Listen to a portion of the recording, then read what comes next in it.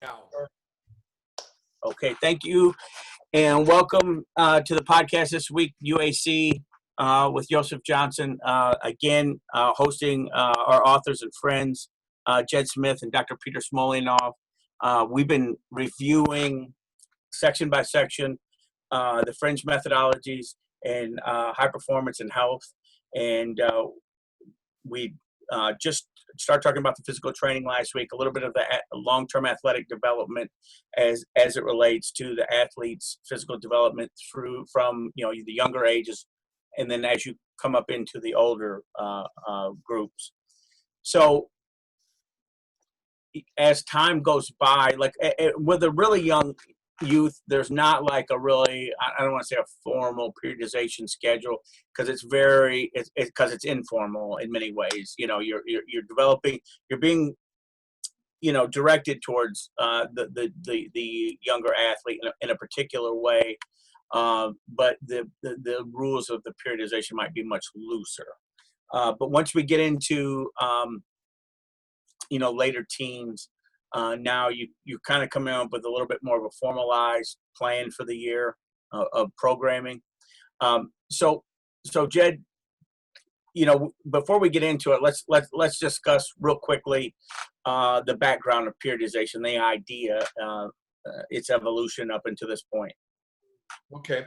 Well, actually, it's been around a lot longer than I think people would admit, but it's spoken of if you look at some early texts like the Bible, it's talked about in the Bible on the seventh day, God rested. They're hinting at the idea that, we need to work, and we need to pull back. We need restoration. And it's spoken other points in the Bible as well. We look as far back as we want to look. It's actually been applied.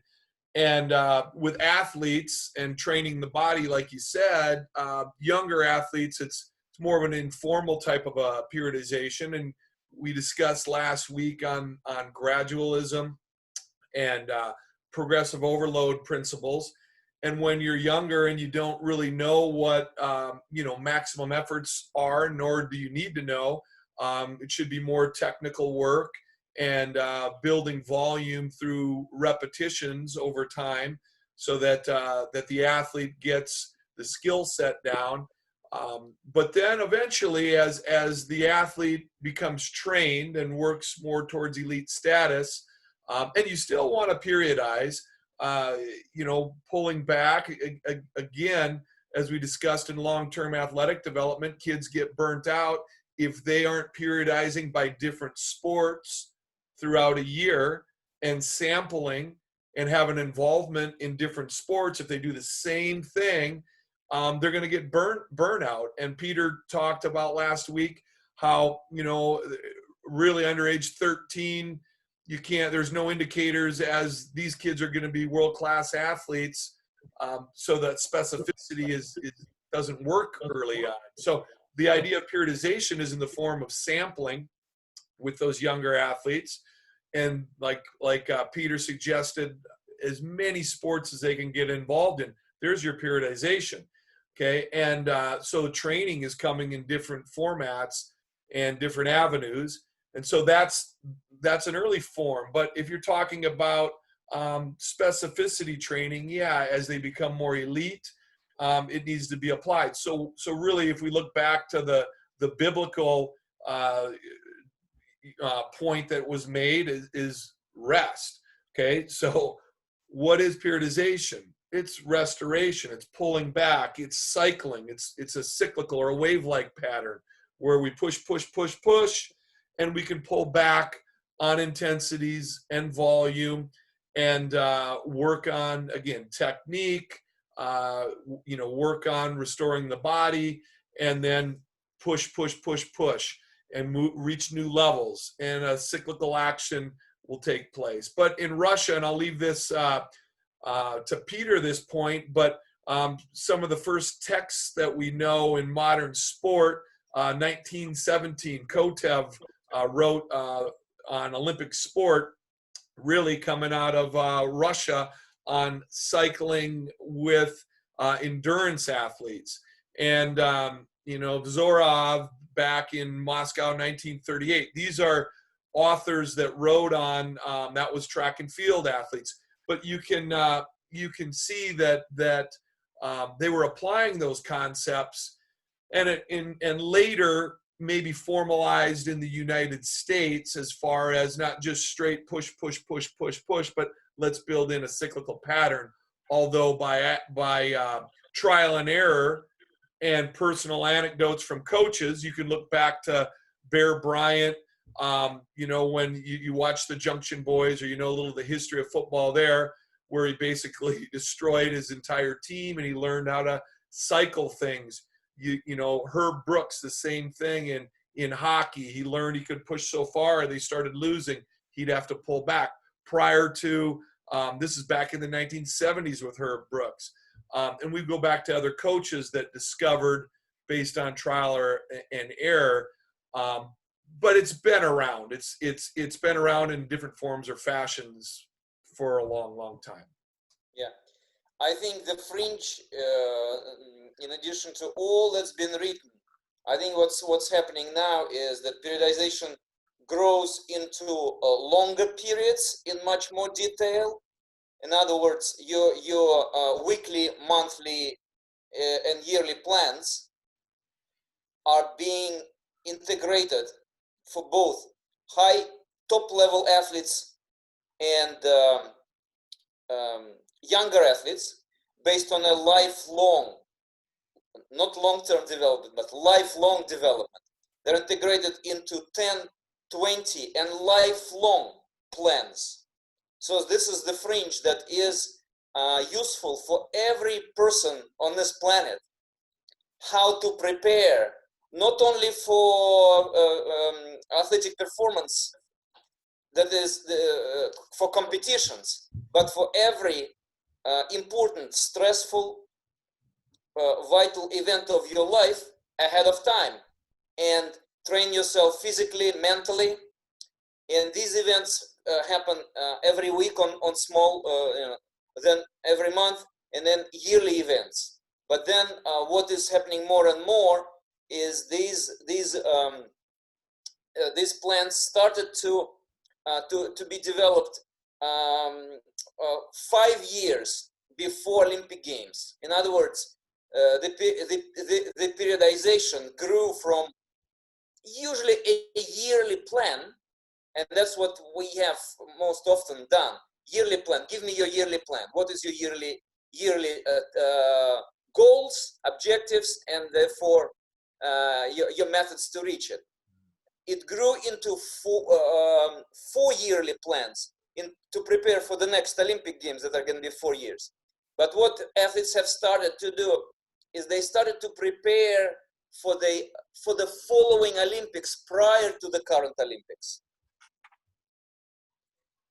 saying these are my results leading to these games that are going to happen next year, the year after. But all my following years are planned now, and that's why Chinese are doing so well now, is because they're planning.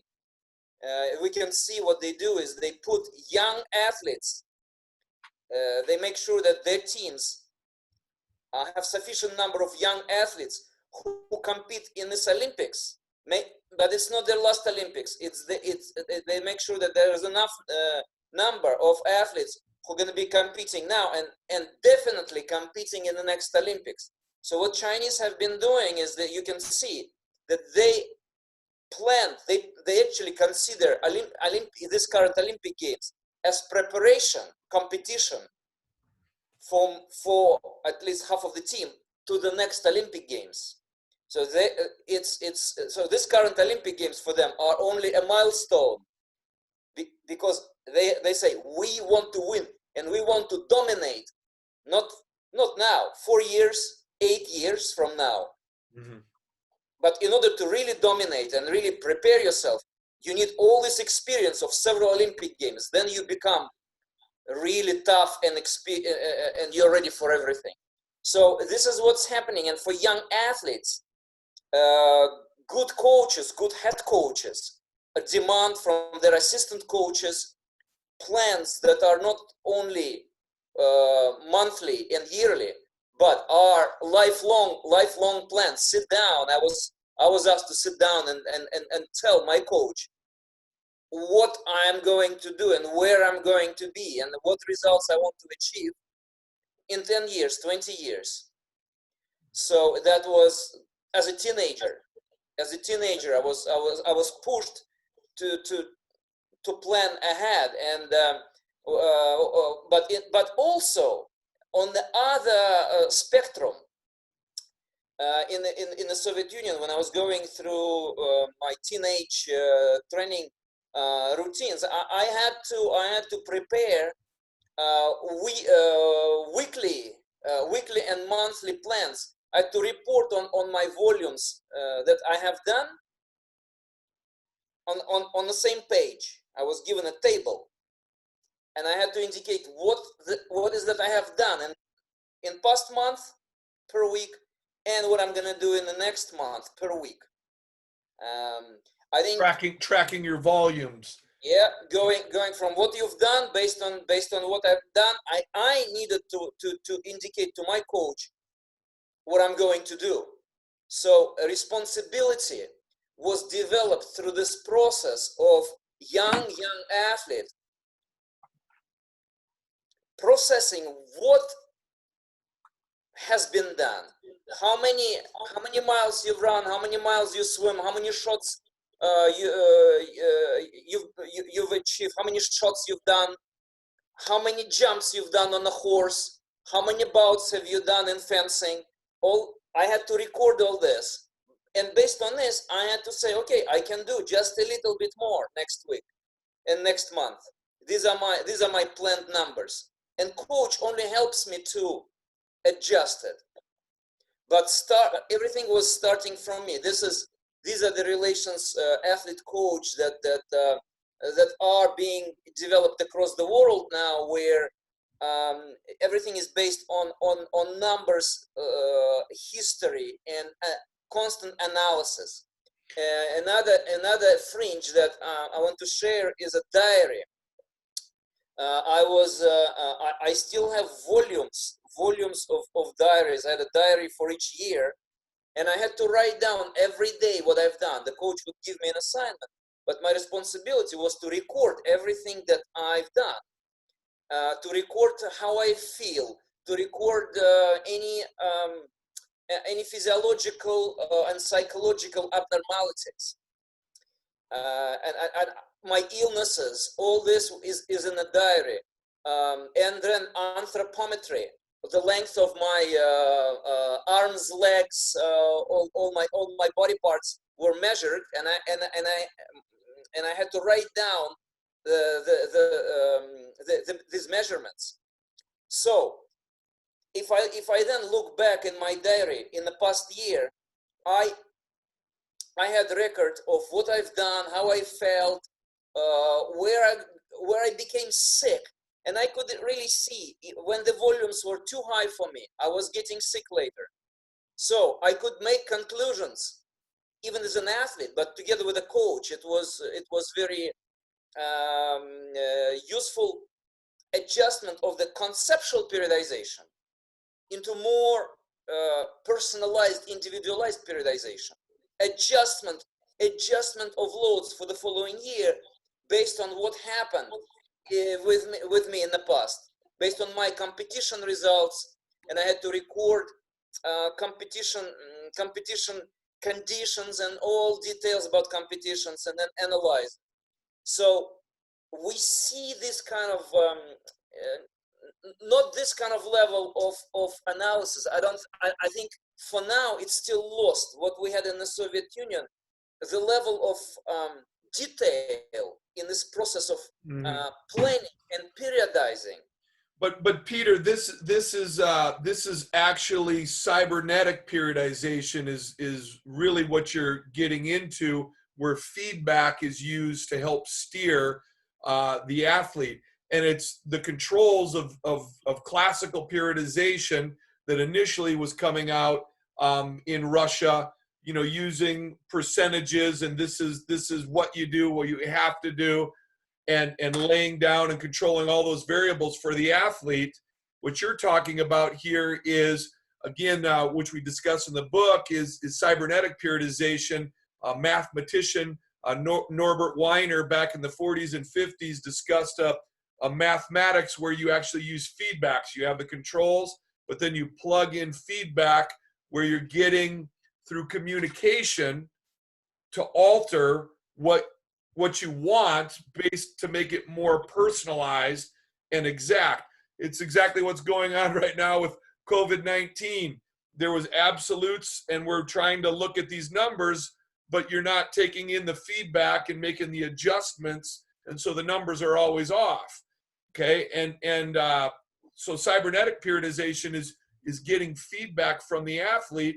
We look at right now RPE methodologies, which is really a form, but not necessarily as detailed as what we're talking about here with Peter. And the Bulgarian weightlifting system really took cybernetic periodization with Ivan Abajev, and he started looking at, okay, let me grade your technique and let me interview you and get your rate of perceived exertion. And what do you think this felt like? And, you know, now if I'm coaching Peter, Peter might think it's the most difficult thing in the world he's ever done.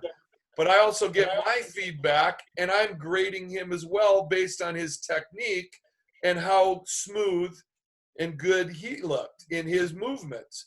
And I'd say, you know what, Peter, you know, you may be thinking that this is the most difficult thing you've ever done, but as I look at it, you did a great job. So you might want to pull back way down to here, but I actually think we need to meet somewhere in the middle, you know, because you've never been here before and you're doing great. I do agree we need to pull back, but maybe not as far as you think. That's cybernetic periodization. You're taking the feedback from the athlete, you're using your educated assessments and your expertise as the coach, and you're working together as a team, and then you have the objectives and the goals based on what science tells us and those absolutes in classical periodization models, but we deviate based on him and me and what we're both seeing. And that's cybernetic periodization. Yeah, and this fringe, for it to spread across the world, as we are calling for in our book, education of coaches must be sufficient, and also the number of athletes per coach must be low enough. So the appreciation for the coaching provisions in the clubs, in high school, in schools, not only high schools but schools everywhere, must be much greater for this to benefit the health of society. Because if you imagine, the ideal world is that a coach explains every young athlete the basics of this periodization, as I was explained by at least 3-4, I remember, coaches who would teach me how to swim and how to run and how to do other sports. But they explained to me that, okay, we are going to now increase the volume until you are exhausted. You're gonna feel really sore. You have to be prepared. It is okay. They would explain to me the process of overloading, right? Then they would say, okay, we're preparing for this competition that is only gonna be 10 months from today, and for this you're gonna train more and more and more every day, a little bit more, and gradually reach a high level of high volume.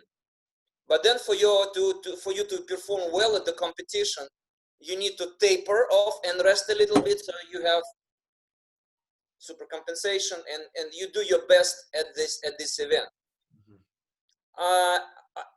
This is probably the fringe now, but what we are ideally seeing as a future is that every school kid and every parent is explained, is educated in this process. And that's how we make everyone healthier for life, because understanding how to train yourself, how to bring yourself to the most challenging level of training, and how to taper, how to rest properly, is gonna make everyone in a society more productive and healthier, and this is what's gonna make your immune system strong, not overtraining, because now there are so many recreational athletes are training by themselves and without being able to stop on time. They do not realize how addictive sport is, and how this enjoyable, exciting sport activity may veil the pain that body gives you to say, hey, that's enough, slow down. Mm-hmm. Slow down. But a lot of people are going, okay, I'm gonna run more and more and swim more and more, and they feel great, and it's like a drug. And they overtrain, they burn out, they drop out, or they damage their health. They actually damage their immune system on the long run, and maybe for life. So this is what we're trying to do with our book, is to share the very basics, but also share some of the fringe, most advanced, most sophisticated experiences, practices, to help everyone use as much as possible of this in their everyday life, and so that it filters down to everybody. So we try to explain in very simple words in our book how this more advanced ways to periodize training work. I haven't mentioned the most basic periodization of daily training that is going from sport into medicine. Some of the most advanced medical clinics that use exercise as medicine recommend the very high volumes of physical exercise, but many of them recommend 3 times a day. This 3 times a day training is the most advanced level of daily periodization of training and resting. Now, as we're sitting in this coronavirus quarantine, we can all try, because we have the whole day. If we work from home, we have the whole day, and we just need this discipline of pushing ourselves into morning training before breakfast, midday training before lunch, and night training before dinner or supper. These conditions have been created for the most advanced boarding sports schools and colleges in the Soviet Union. I wouldn't call it in Russia. Actually, the first one was created in Georgia, in Tbilisi, in the Republic of Georgia. And we have some of the really good ones in Moscow, in St. Petersburg, but there were also created very good ones created in the West, in Latvia, Estonia, Lithuania, and they have some of the advanced practices. But now China has also these boarding schools in each province. One thing, Peter, I want to add on that, and they have 3 times a week. This is the important thing, that sports schools and IMG academies type they do twice a day. What we all must be trying to accomplish is 3 practices a day, so that we have maximum rest, maximum restoration, and minimum risk of overtraining. Jed. Yeah, in the West, this is not necessarily common practice, multiple trainings a day, but obviously overseas, and Joseph, you know as well, that world-class athletes, multiple training sessions a day. And we do this in American football for sure. We incorporate multiple training sessions, but being overseas and observing, like in China in their training halls and so forth, you know, I've witnessed the same thing in every sport, multiple training sessions, trying to maximize your time and rest in between. The one thing I'll say that I think is very interesting, and this is as we age, it's different. We still need multiple training sessions because you know, as we age, our joints aren't necessarily as good as we were when we were younger. It brings energy, vigor, focus. So a morning session, this is what I've incorporated in my own life. Exercising before I start my day, trying to plug in a couple other points of exercise where they don't have to be long. But then it helps again my joints, the knees, the hips, the ankles, the shoulders, creates viscosity, and it helps my energy and my focus. And so this is what using those principles in some of these elite sport levels can be applied for longevity and health. And I think we're dealing with some feedback on this podcast, but it's I think it's very important. I think the older we get, the better it is for our health and longevity and wellness and productivity to be able to put in smaller training units throughout a day instead of working out for 2 hours straight. Smaller 45-minute sessions, 35-minute sessions. You break it up, and it's and this is again long-term athletic development. It should be done, whether it's yoga, whether it's like swimming, biking, small training units that you can apply. And I think that's important, and that's periodization. And also, yeah. Now I'm gonna back up just real quickly because at the beginning, just to set the groundwork, is that classical periodization was developed like around 1950. The one that we're more familiar with was by Leonid Matveyev and what we'd call the more traditional periodization models. Mm-hmm. And they were, I don't want to say totally rigid, but yeah, they had this idea of developing all of the body's systems at one time, and then maybe becoming a little bit more specialized as time passed. Throughout that season or off season, if you want to say, and then and that was used, and it's still used by younger athletes. And then block periodization, if you want to call it that, was developed by a couple of people are taking credit for it. So Dr. Veroshansky says it was his idea, and then a couple other people say it was their idea.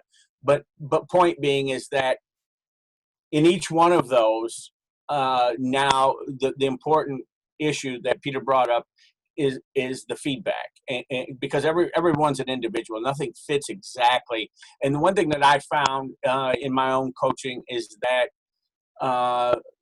you need to find out what that sweet spot is for a particular athlete and how they improve. So someone who has a very sensitive nervous system can get overtrained pretty easy, and then somebody else, it's totally different, and you have to kind of find where that area is where they respond really well. And this is where it becomes much more sophisticated, like what you guys are talking about. You have to be able to take the feedback from the athlete anecdotally, or like watching what they're doing and then listening to them and then bringing them together, trying to make decisions that help the athlete. And I think that's kind of where you guys are going with that, correct? Yeah, and you're right, Joseph. But the thing is that it can become very dangerous, and a lot of the ideas taken from cybernetic periodization, where it's just straight RPE and you leave it up to the athlete. That's not cybernetic periodization. Right.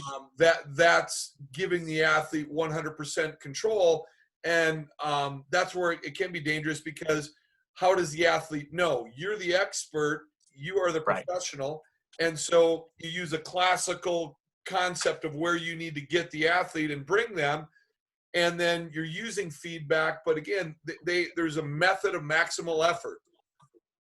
Whatever your maximal effort is going to be different the next time. Like Peter was saying in his journals, the diaries that they were taking, which we've had lengthy discussions on this when he was an athlete, and the journaling that you turn into your coach, and you would, this is the feedback. But the coach still is the authority on it, and the coach still says, okay, I understand what you're saying. I'm going to take this into consideration, but here's what we have to do.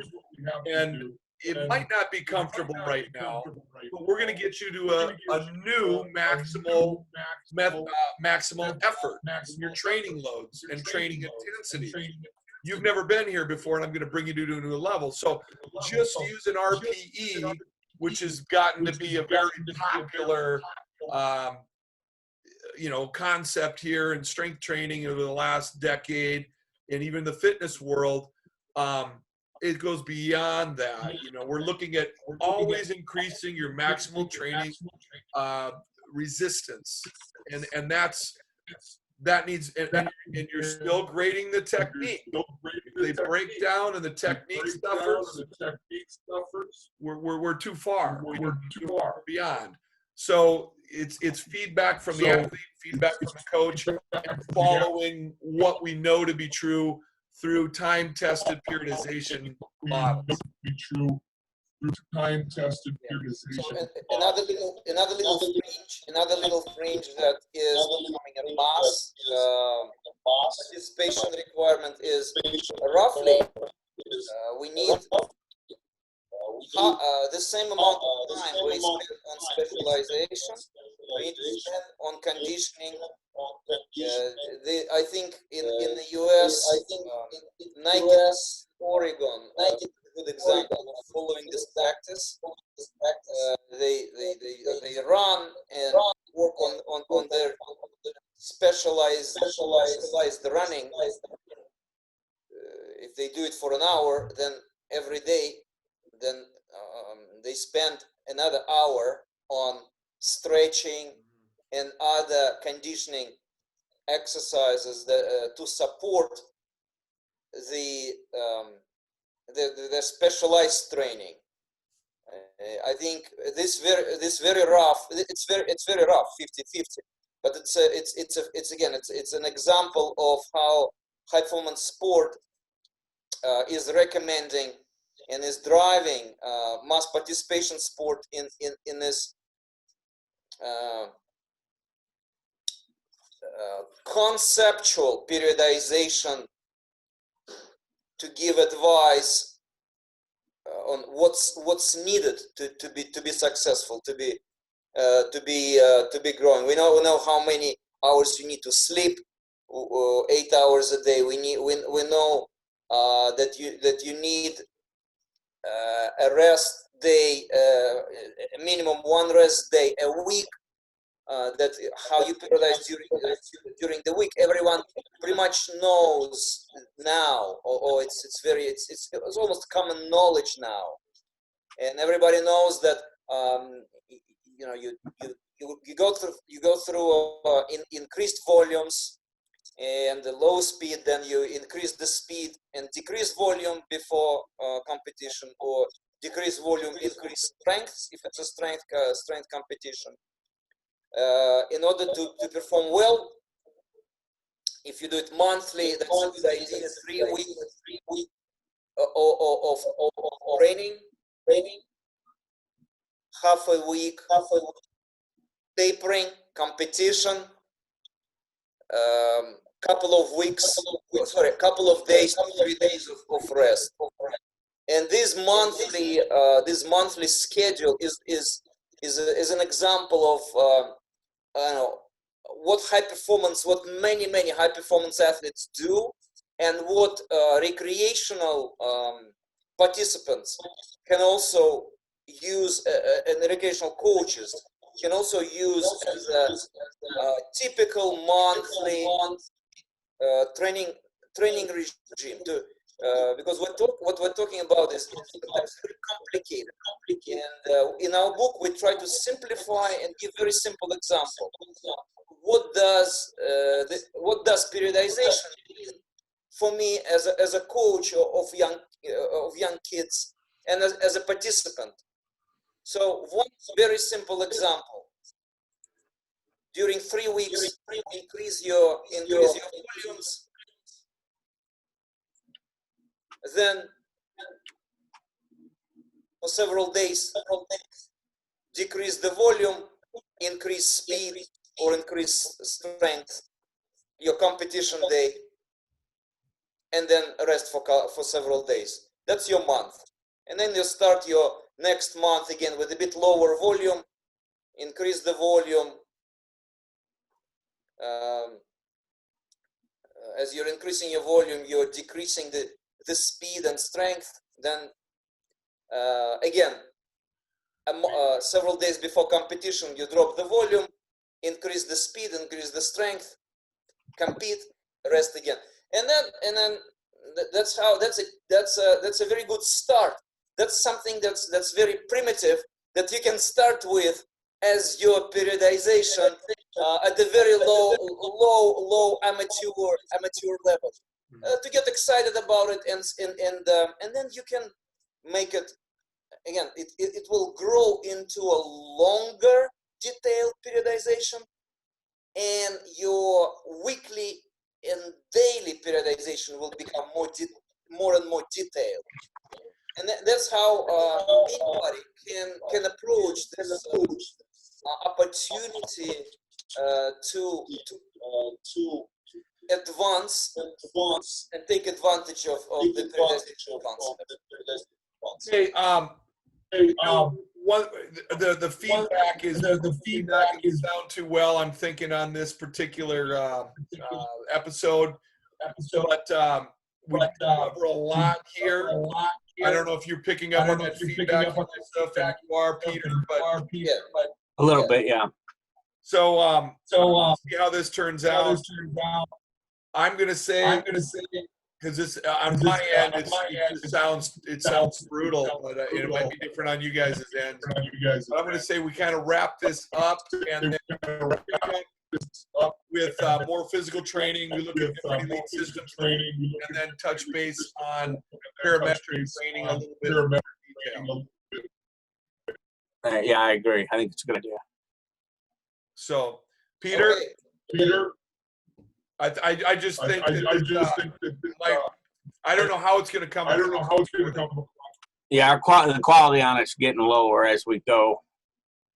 Yeah. So, well, anyways, I think we got a lot of material. I hope it's useful because I mean, we did have we did get into quite a few things here. We'll see how it works. But I guess until next, gentlemen. Pick it back up next week. Yeah. Yep. All right. Thank you, guys. Yep. Thanks, Joseph. Thanks, Peter. Bye-bye. Bye-bye. Thank you. Bye.